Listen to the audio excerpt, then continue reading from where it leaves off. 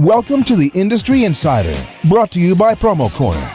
Each week, promotional product professionals Meg Erbert, Jeff Franklin, and Stephen McFadden, along with special guests, will discuss industry news, trends, and events with a focus on educating the promotional products industry.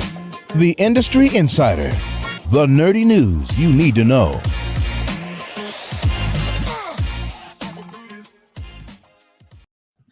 Welcome back to another episode of the Industry Insider, your promotional products podcast where you can get all the nerdy news you need to know about. My name is Jeff Franklin, National Accounts Manager with Headwear USA. I'm joined today by three other lovely folks, but before we get to them, we've got to tell you about who this broadcast is brought to you by, and stepping up the presentation level again today. Here we go. Check it out. With MediaTree gift cards, you can offer your customers custom branded holiday gift cards that their employees are sure to love. Unlimited inventory and guaranteed in-stock gift cards that deliver right on time. Free 5-day delivery for physical cards and free same-day delivery for digital gift cards. Discover all the benefits of choosing MediaTree at www.mediatreerewards.com. Thank you, MediaTree. Appreciate it. And look, it's going to be a good one. Meg, thank you for donning the hat. Stephen, I see you put one on as well. It is Hat Day, guys. How are you doing? Meg, why don't you talk to us a little bit? How are you? I'm doing good. I just got back from Disney, so I'm so exhausted. Pre-show I was complaining about it, but I'm feeling really good. I'm so excited because Promotions East is next week. I am just beyond excited. I've been having all this stuff delivered to my house for the end cap experiences. I'm really looking forward to seeing everyone there next week in person. So I like the old school 90s graphic on the hoodie. That's pretty cool looking. Oh, cool. Yeah. And yes, I'm excited about Promotions East as well. Stephen, how are you doing? Doing well. Yeah, I'm living the dream. So it's been busy. It has been busy. That sigh does not sound like you're living the dream. But I think everybody that's listening probably concur with that sigh. So yeah, things are crazy, man. It is. I've got my classes that I'm teaching coming up. There's 2 charity events that I've just launched all this week. So it's been a lot. And of course, there's work. Work's still happening. So. Yeah, Meg's just looking forward to Promotions East being over. Yeah. All right, well, we are joined today by a very special guest, Mr. Bart Simpson with Flywheel Brands down in Hickson, Tennessee. Man, how are you doing? I'm doing great, guys. I appreciate you having me on. Yeah, that's awesome. Thank you for joining us. Well, I know Meg gave you a little bit of the rundown, but it is customary for us to give our special guest a good 3 to 4 minutes to introduce yourself. How you got started in the promotional products industry is always a really fun question to answer. And then, what the hell you've been up to since? Okay, well, let's give it a go here. So again, my name's Bart Simpson. A lot of people, when they hear that, they chuckle, and they should. I did have the name before the show. So if anybody was wondering, my parents aren't just cruel people and did not play a mean joke on me. So I've been in the promotional product space, actually in the printing space, for probably greater than 15 years now. The story goes, my grandfather actually started our business back in 81. As really it was an ad agency / kind of drafting company at the time, and it's evolved through the years. My dad took it on when my grandfather passed away from colon cancer just after he graduated college, and it was mainly printing at the time, and my dad would print in our garage at night, sell during the day, and that was kind of the foundation that we've built what's now Flywheel on. And since I've been in the business, we've evolved from printing into the promotional product space. We've been in the promotional product space for probably about 6 years now, and have been going hard at it, having had a lot of success and found a lot of green pasture in this industry, and we're learning quickly. I think that's one of the things that we pride ourselves on, is that we're fast learners, right? So we only want to experience so much pain before we find a way or a better way to do it. And we've had the privilege over the past couple of years of joining Reciprocity Road within our industry, kind of circling around a bunch of industry leaders, a bunch of thought leaders, bunch of just wisdom essentially that we needed in order to evolve kind of more rapidly. So one of my goals is, I'd love to, take 30 years to build a really powerful entity for many reasons in our space, for good, hopefully, most importantly. But I don't want to take 30 years if I can help it, right? I want to do it in a more expedited fashion while doing it correctly and building a culture that our team can just excel in and thrive in. So we're stoked to be in the industry. We've had the privilege of getting to meet a lot of great people, you guys included. It's a lot of first today for, Jeff. Obviously, I've known doing some hats, kind of what we're talking about today. But nice to meet you all today, and I'm excited to be here and share what I can share. That's awesome, man. I'm super stoked. I love the setup that you guys have down there. You've built like a really solid team. You guys are young, you're hip, and I'm excited to see what Flywheel does. I know Reciprocity Road chooses their partners very wisely and very cautiously. So that's big kudos to you, for joining Appreciate them and looking forward to it. So yeah, the topic of today is obviously headwear. We want to talk about hats, and we want to talk about, what you guys are doing at Flywheel. And, I thought that was, it's sort of where the topic came up for the conversation today, was because, one of the things that we discussed when I was in your office was how you guys are kind of, sort of leading the charge. Like your first hit or your first exposure to a lot of your clients is essentially hats, as one of your big entry products. And I know you're working spec samples and things like that, but just I thought that was really interesting because it's for most people, hats are on the back burner. Mm-hmm. It's an afterthought. People aren't proactively leading the charge. They're very reactive with headwear. And look, when you're talking about 8% of the industry sales, of a $25 billion business, I think that, it probably deserves a little bit more respect than just to be a backseat reactive product. And so I wanted to shed some light on, the category today, and hopefully we can get some nuggets from you. So where did that sort of come from? Like why hats? Yeah, I think during our evolution kind of in this space, we're really looking for the path in some ways of least resistance and something that we can master and master more quickly. The promotional product space in general is, very deep, as you all know, and there's a lot of different things to know. One of the things that I've, encouraged my team to do, and me personally, it's like, I don't want to be a mile wide and an inch deep. I want to be an expert in what we do. And when we go, when we're sitting in front of a customer and we're telling them, why they should choose us, essentially, I want to be very good at what we do. And so, and a way to do that, in my mind, is to kind of specialize in certain products and really understand how to utilize them, how to sell them, all the things that you can do with them. Hats seem to be a really good sweet spot for us. We like to stay kind of up on industry trends and what looks cool and what's moving, and with headwear and the suppliers that we have at our fingertips, there's a lot of opportunity there. And I think it's a path into the industry that then allows you to spider into kind of other sections of the business once you capture some attention with a really good headwear piece. For example, so the hat that I'm wearing today is one that we kind of came up with and, made custom overseas and did the whole bit, kind of essentially a case study for why we do what we do. It's a great lead-in piece for us when we send it out. I've had so much amazing feedback on this hat, even from our competitors within the industry. That's just a great door opener, right? And we're all looking for that thing that's going to capture the end user's attention, give us a few minutes on a Zoom call to explain and how, why Flywheel and why we should be the ones to earn their business. So that's kind of the root of it, and why we're kind of choosing to use headwear as, potentially the tip of the spear when going out and prospecting.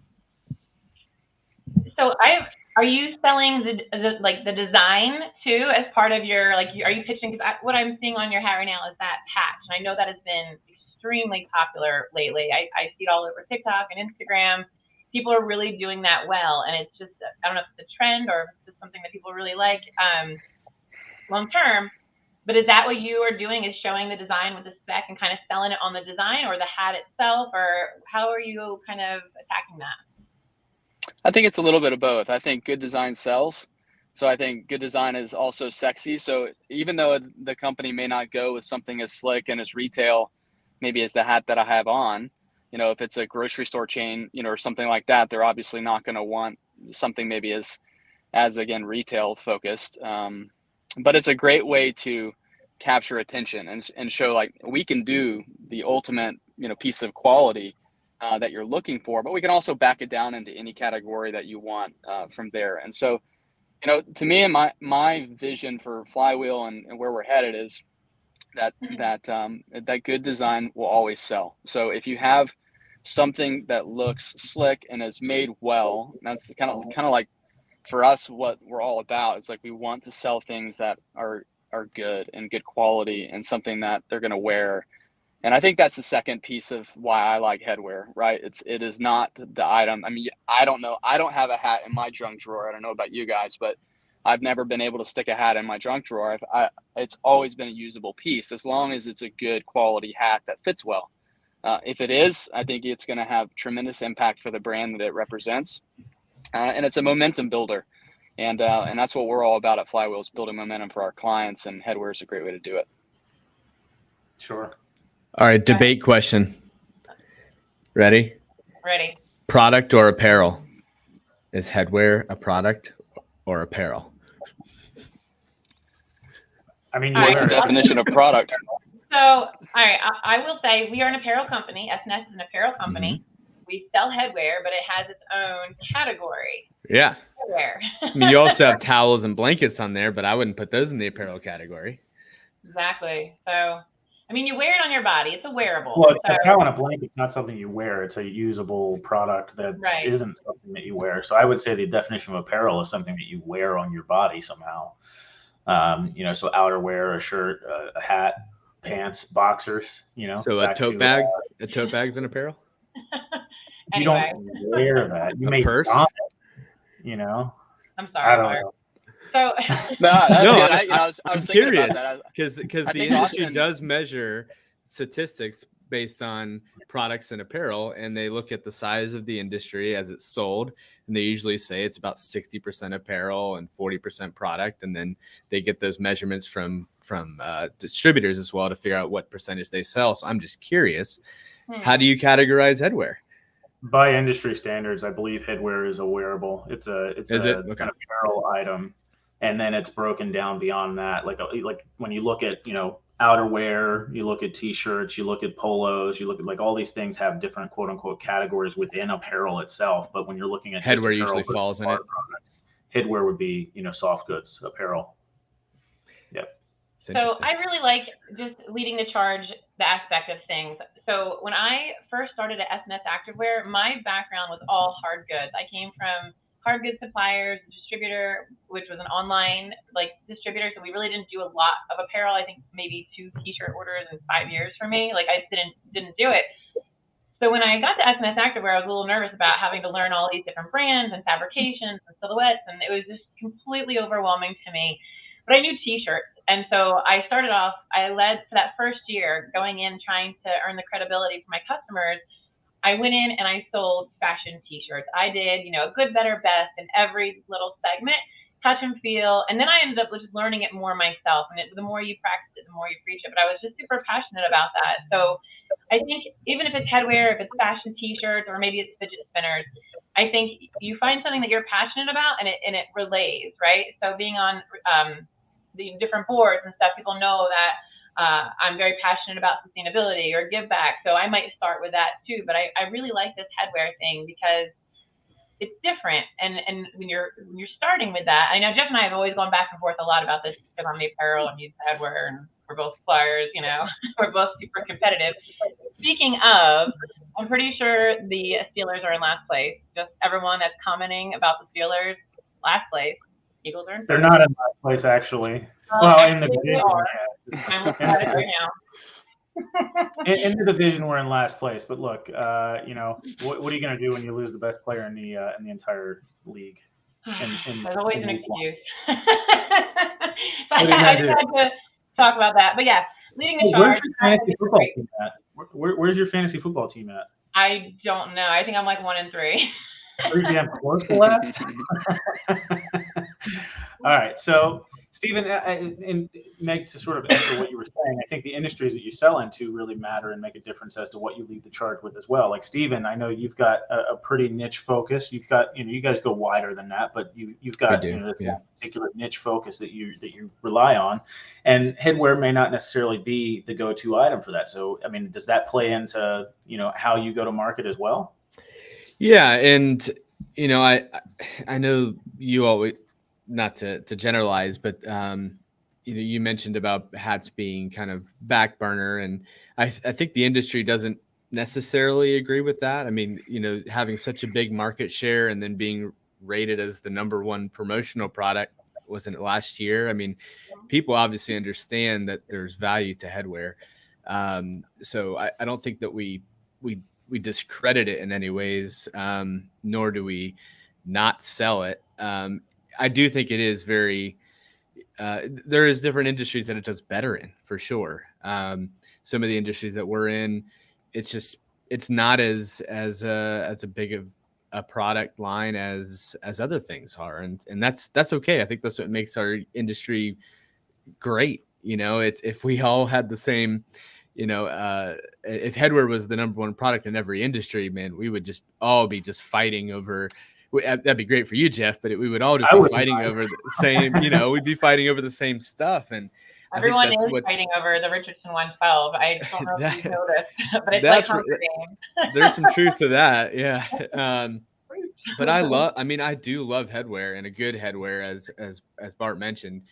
If it fits good and it looks good, it's not going anywhere. I mean, I'm not throwing it away. I have thrown away some headwear because it just didn't fit good and it didn't look good. So, I mean, but I could say that about a lot of products, right? I mean, I think that same thing with a t-shirt, same thing with a bag or a cooler bag or an umbrella, and so, but I do think that the cost per impression of a headwear piece is just up there with a t-shirt, right? Except that you wear your hat maybe every day of the week, when I hope you don't wear the same shirt every day of the week. So, so it does have a good life. And, I do think it is a competitive space in your own closet, though, because if you have a favorite hat, it's very unlikely that you're going to see your second favorite hat on the market, or out in the open. Once people have like their hat, or it's kind of in rotation between the 2 and 3 that they really love. If you're third or fourth best, it may never come out. Whereas as a t-shirt, it might be in rotation, or a bag might get in rotation. So it has to be good. It's one of those items. I think it has to be good, or it fails. Yeah. Yeah. And also, I mean, I agree with you on the 2 to 3 rotation, because I definitely have my favorite hat. I was literally in my truck earlier, and I was like, I should put this hat on my dashboard because I always want to wear it in my truck. I just love my hat. But when I go on vacations, I will pack a hat for each outfit.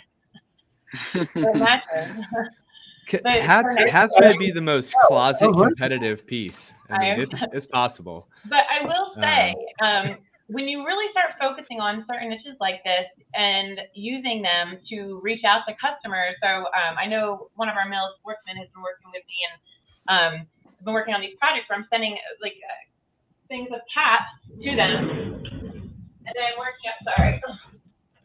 Power slide. If only you could have gotten back as gracefully as you went. So I just got this, and so this was on one of them, and this went out to a set of my customers where I'm sending, and it's all decorated, and they get to see them, and they're getting these firsthand samples. I've been doing this last, let's say year to date, I'm up 40% in just one headwear brand. 40% just by doing this. So I'm starting to lead with certain products. So like, oh, I didn't know you did hats. And I'm like, matter of fact, I do. In the past, when I was working on presentations for a customer, I put together a storyboard, and they didn't ask for hats. I would always add them. But again, it was never leading with it. It was always as an add-on. But I have to agree with you, Jeff. Like headwear, again, I stayed away from it too for a while because headwear is so personal. Like, I have big ears. You won't catch me in a lot of hats, So it's like, it's when people have weird heads, look at you, Jeff. I mean, I can't imagine many hats fitting that noggin. So, Well, I was gonna ask Bart. I hope he's still there. Like, I'm done with you guys. Yeah. But I would say, you know, with any product, it kind of has to fall into 3 categories, especially right now, because we are getting into the day and age where everyone has a lot of the same pieces, right? So it has to be new, it has to be their favorite, or it has to be the best, right? So it's either got to be the best hat they have, or their favorite team hat, right? Or it's got to be something new. And unfortunately, some products you can only get so new, right? Like, I mean, I think that the trucker style hat was awesome. Now the new decoration techniques and stuff are adding to that new factor, the customization. My dad got a new car a little while ago. My mom got him a hat with the car brand on it, and he was like, count the decorations on this. There were 9 different styles of decorations. There was like debossing here, custom pipe. There was laser engraved on the metal tag, embroidery on the front, inside labels, custom. That's extra. Like, Is he a NASCAR I was like, driver? what in the world? So, but it was just like that's just to show you like all the possibilities with a piece like Headwear. You could have laser debossing, embroidery, screen, sublimation all in one piece, right? Yeah. I can't name a lot of pieces you can do that on. Yeah, it's honestly the most versatile category or product in the industry. Just knowing, you know, how they're made, the different processes in place. I think there's 63 different processes in place when you're building a cap. It's pretty amazing. But I think, you know, all this lends to why people, you know, are reserved about selling headwear. And Meg, you had said it, you know, you shied away from it because it's complicated. You don't know all the ins and outs of a cap, but you knew shirts. And so I think that's why a lot of people tend to shy away from it. And I think they're losing out on a ton of sales because we know globally, Headwear being global, 15 locations, we understand that there's, you know, that number in the States that we're experiencing of 7.4% of the industry is actually much higher, you know, but people just shy away from it too much, and they shouldn't be, because we're really leaving a lot of money on the table when you're not considering headwear and leading the charge that way. So ultimately, maybe you'd mentioned that because it's such a difficult product to sort of grasp or get your head around, you shied away from it. And that's where a lot of people come from. So how do you get around that? Like, Bart, maybe you could answer that question. Like, how did you learn headwear? Yeah, I think it's pretty simple. It's having, you know, people like you, Jeff, and your corner, and, you know, and people that, you know, again, industry experts that can walk you through, here's what's possible. You know, let me show you how you can elevate things. And I think that's a great point. It's because most of the hats that we're going after selling aren't just a kind of a logo embroidered on the front. They're hats that have custom seam tape, custom buckles, custom, you know, tags on the inside. It's an opportunity to make a totally unique piece for that company. And to me, that's super exciting that they're not co-branding with the beloved 112, which I'm happy to sell. But, you know, at the same time, it's like, man, there's so much more opportunity to get creative and to put something in someone's hands that, you know, your competitor's not doing the exact same thing on. And I think that's where we like to express our creativity and help our clients. And Jeff's team specifically does a great job in virtuals and helping kind of carry that creativity to the front line, which is neat. I also like when you said something earlier, Bart, about, you know, when I asked you about, is it the design that's selling? And you said, well, with the grocery stores, they really don't care about the design. They probably want something inexpensive to get all their employees out to. But you're still making it so it's not just something that they don't want to wear. You're going to pick that best hat out for them, and you're going to meet those levels of expectation. Sampling, I think, has been really big too, and like I said, the virtual sampling and the product sampling, the specs. Don't be afraid to ask. I think it's just doing it. Like, actually, like, I'm just going to commit to this. I'm just going to start implementing them into a few programs. You know, and then when I'm looking. So when a customer brings their customer to me and says, Meg, hey, this is the project that I'm working on, and no headwear is even included in that, I will go on their website, do a little bit of research about it. Oh, hey, look, they do something for breast cancer awareness. Let me pull that design. I put a design on something, put on the hat, and show it to them. And it's like, wow, I didn't even think about that. And it's always nice. Again, I'm not starting with that, and they weren't starting with it, but it's always a nice add-on as well. 100%. And I think too, when you can get a spec sample and send one hat to a prospect or a client that is totally unique, you know, that costs them absolutely nothing, it just absolutely melts their minds. It's like, wow, you know, like how'd you do this, you know? And one of the things that just recently top of mind, we're working on a large convenience store chain, and Jeff and his team turned a virtual spec sample, an actual spec, in 24 hours, which is like insanity. So when it comes to having ammunition to close deals and build relationships, there's a lot of headwear suppliers within our space, and Jeff obviously is one of them. That can arm you so that you can deliver a unique experience, and go after a whole new kind of set of business that otherwise Flywheel wasn't even looking at, until guys like Jeff come in and be like, hey man, just have you thought about this, or have you seen these kind of orders that people are getting? And then the other thing that is attractive to me is that it's kind of like, if you build it right and you build it the first time in a very creative manner, then these things are repeat POs. Which is, to me is music to my ears, because I don't want to have to be earning every single order as a new order if I don't have to. And so that's the other part of this industry that's very attractive to me, is like, you can get in a good program. It's going to, be a challenge to get it rolling. But once you got it going, repeat POs it's awesome. Awesome stuff. Yeah. And Meg, you had said it. I mean, designs do sell as well. So like the hat that Bart, that you've got on there, that's not a Headwear USA hat, but it's a great hat.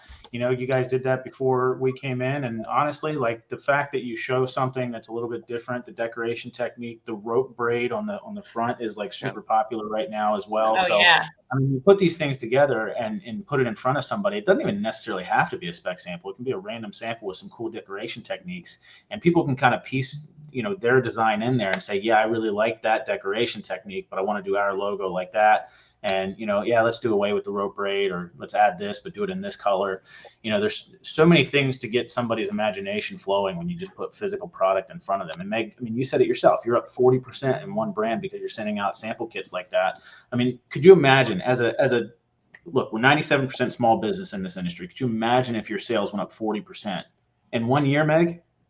Yeah, oh yeah, this is year to date. Yep.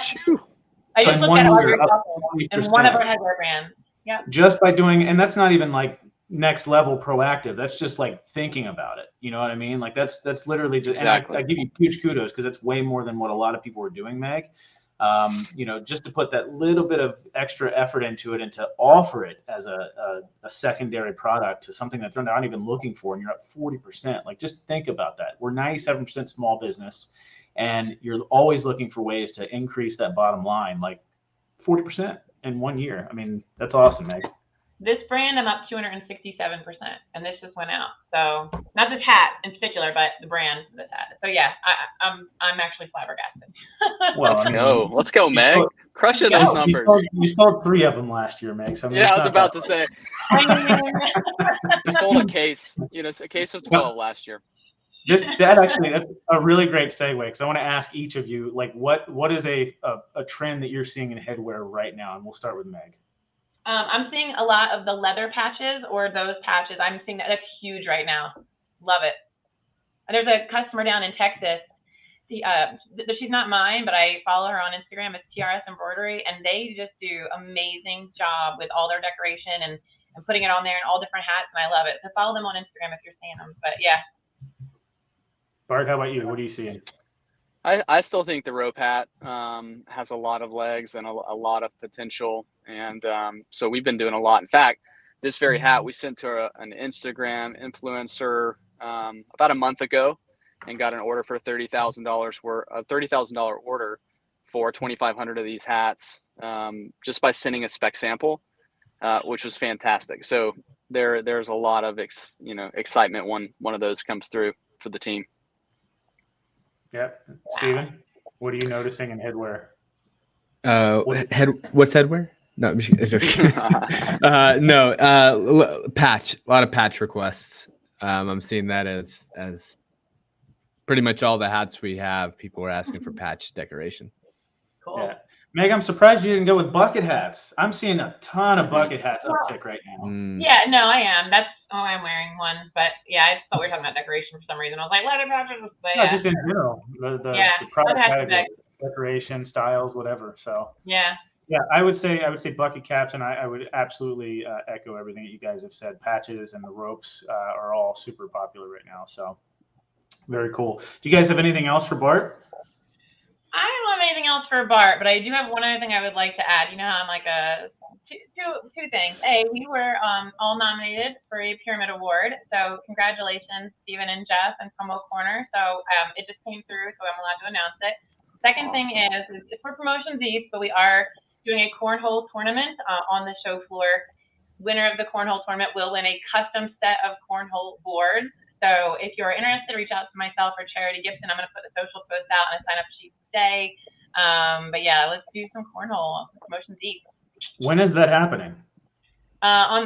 It's going to go over the course of the show. There'll be brackets.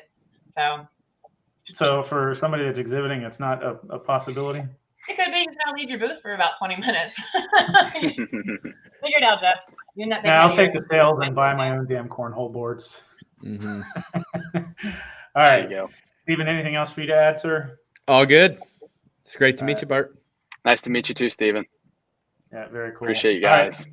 Bart, it was awesome having you on, man. I'm going to let you get back to your family now. I know you're away. You're on vacation. I appreciate you taking the time out while you were away to chat with us. And, hopefully everybody found it really interesting. But look, again, podcast was brought to you by our good friends over at Media Tree. With Media Tree gift cards, you can offer your customers custom branded holiday gift cards that their employees are sure to love. Unlimited inventory and guaranteed in-stock gift cards that deliver right on time. Free 5-day delivery for physical cards and free same-day delivery for digital gift cards. Discover all the benefits of choosing Media Tree at www.mediatreerewards.com.